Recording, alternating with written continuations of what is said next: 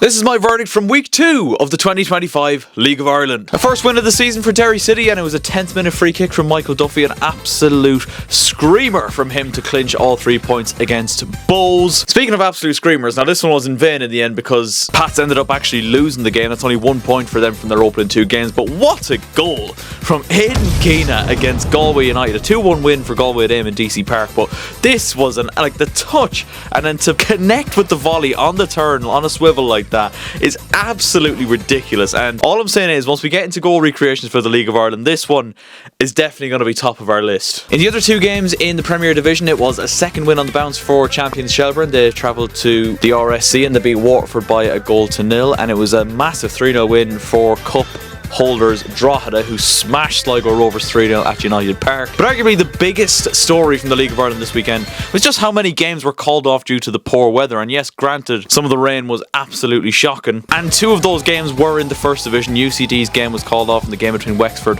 and Longford Town was also called off due to waterlogged pitches. You'd kind of think to yourself, yeah, fair enough, they're First Division teams. On paper, their pitches should be worse. But then you look at Tala, the best pitch stadium, I guess you could say, in the League of Ireland, and Shamrock Rovers' game with Cork City was called off on a Sunday evening due to a waterlogged pitch. But do you know, it's not even the fact that it was called off, and it was the fact that it was Tala, because there's been lots and lots of games in Tala recently, including European ties. Women games have been on there in the last couple of days as well. But can you imagine being from Cork, right? The game got called off 30 minutes before kickoff, so you've already travelled all the way up from fucking Cork, which is not a fucking short drive, I'll tell you that much. And then half an hour before kickoff, some people might have already been in the stadium, I don't even know, and they're gone, sorry lads, we've done our 3rd pitch inspection, and yeah, it's off.